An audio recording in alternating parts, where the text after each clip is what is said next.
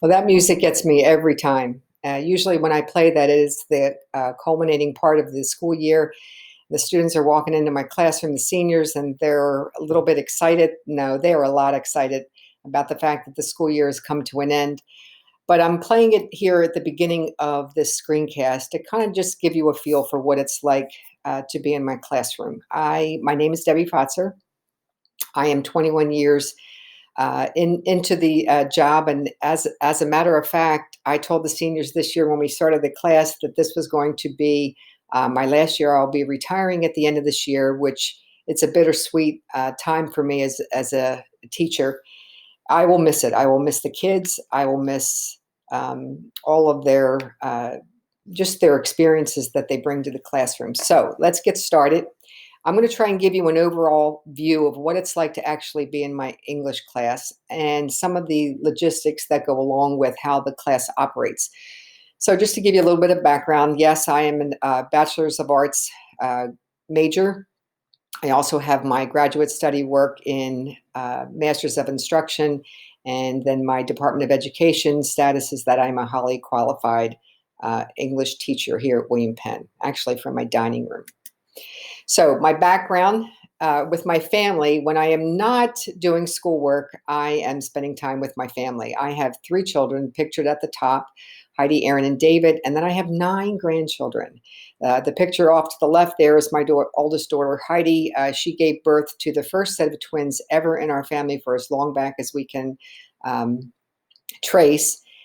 My daughter off to the right there is, she resides in the West out in Utah. And then my son pictured at the bottom with his new girlfriend, he lives in Georgia. So I have a lot of places to go visit and spend money on.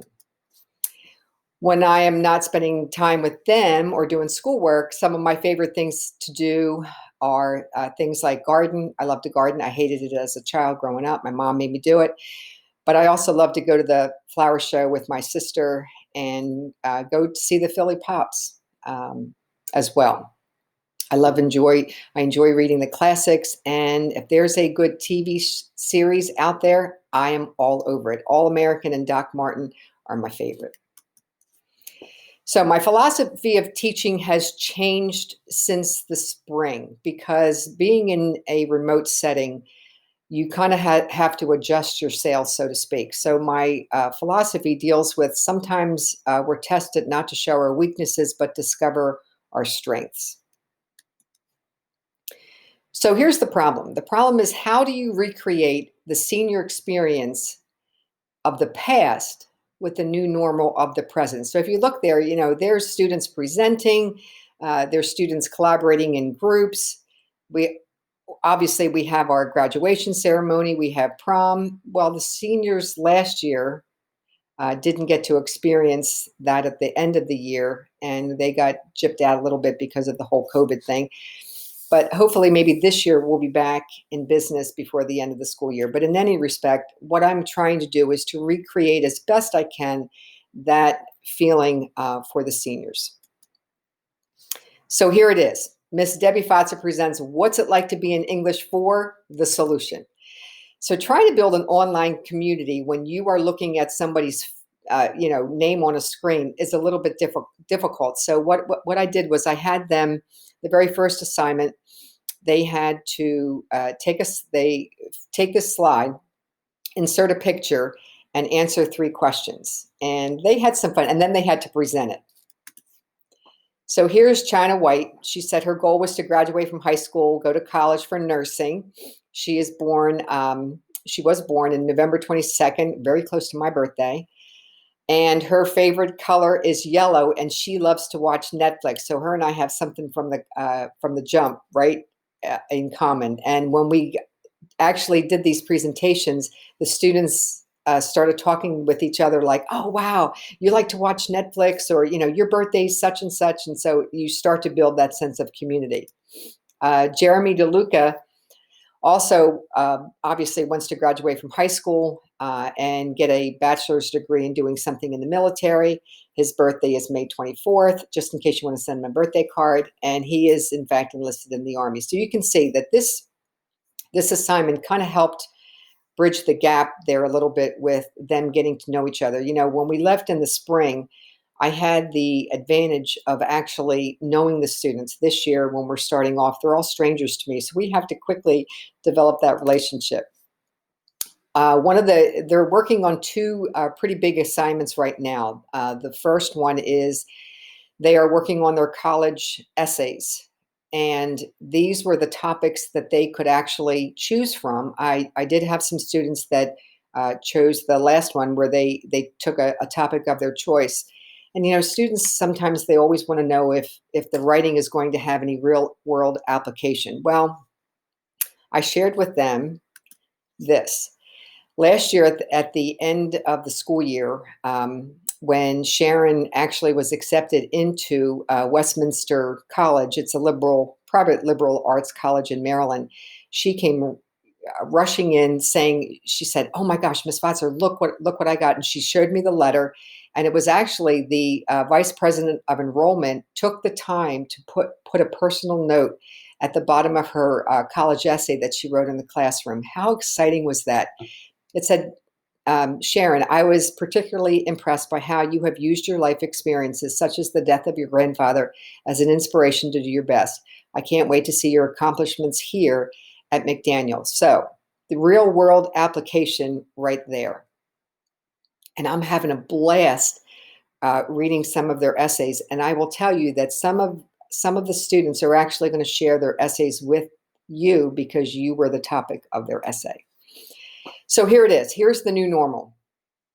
Class time, breakout rooms, graduation ceremony. The picture on the right was actually a student in my spring class when we went to remote learning, and he didn't want to miss reading Macbeth. So he actually Zoomed from his work and read Macbeth while he was checking people out at the register. It was kind of crazy. Pictured there in the center is the graduation ceremony there at William Penn. It really shows just how resilient these students can be. We were all worried about them, but they seemed to be fine. They adjusted to the changes. So I'm going to take you through the course actual set. I'm going to take let the link go, take you there. And before I do that, I just want to tell you that the way that you can get in touch with me, the best way is through email. That's for parents. I will respond within a 24-hour period. When you send me an email, you will never get a message that says I am out of the office. You will get, so please, bare your soul, whatever it is that you need to say to me in an email. Please do so, because like I said, I get it. This is one of the most important years in your child's educational process, and I really want them to be successful. I can tell you that for the students, they can message me through Remind, and they are experts at doing it. And sometimes when I least expect, like 2 o'clock in the morning, a student sent me a Remind message, "Miss Pfotzer, can you help me with my essay?" Well, maybe not at 2 o'clock in the morning, but I will get there when I wake up, and so forth. So they are really good. I don't know what it is. I'm crossing my fingers that it stays that way, that these students are really connected and will, ask questions if they have a question. So let's go here to the Schoology course, and we're going to click into period 3.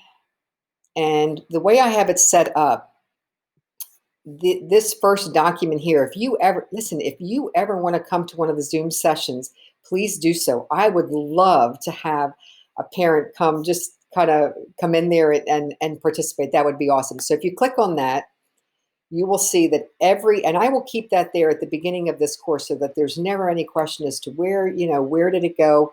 The green color means that's our normal Zoom time link and so forth, and the days that we meet. The small groups, if students are going to need extra help, they can come to that based off of, this is period 3, they come on Tuesdays and Thursdays. And then academic support also meets from 1:30 to 2:30. Now, these last two, the small group and the academic support, are not required, but they're there to help them. And I have had students take advantage of that. So the regular Zoom time, obviously that is a required class time for them to come. I take attendance and so forth, and they're expected to come and participate. And I really don't have to twist their arms. They have been really good with that. Here's my course syllabus. I'm not going to go through reading the whole thing to you. You can visit that on your own and take a look at it. But I will tell you that this has everything that you ever wanted to know about the class as well. It has the course objectives. It also has, let me scroll down here. It has the meeting times, how the remote classes will work. There's also my resume. There's an all about me s'more. So if you need to know more information, you can. There's also class communications, how we communicate in the class. And then down here is the schedule of content studies. So this is what we're working on right now. If you look up here, you can see that it's Beowulf. It's the introduction to British literature. We're having a blast reading Beowulf. The kids love it. It has a monster, has the whole hero theme. And then you have the college essay, of course. We will proceed then later on with the reading of Macbeth. And we will be looking at topics such as narrative writing, characterization, universal themes, rhetorical analysis, writing an argument, and all that kind of good stuff that makes your child more in tune with his or her English skills. Because writing, after all, is a life skill. The next 3 items in the course are actually ways that if they have trouble submitting an assignment to me, I have the ways that they can do that. This right here, I will always keep this right here. So if they missed a class, if they click on that, they will see what we did for the actual week. It's all spelled out there for them. This was the get to know you slides. And then here is the marking period folder for Beowulf, the college application folder, and then the day that we had off for the PD, the September 15th, we did the reading inventory. But let me just click on this Beowulf assignment. So one of my favorite assignments to start the year is what makes a true hero. So I take them through Langston Hughes's Mother to Son poem. And I also show them 3 video clips, one from Freedom Writers, one from The Blind Side, and then one from Trace Atkins as he goes through this volunteer work. And they actually complete this document that asks them to evaluate what is the deed that the person in the poem or the video actually performs.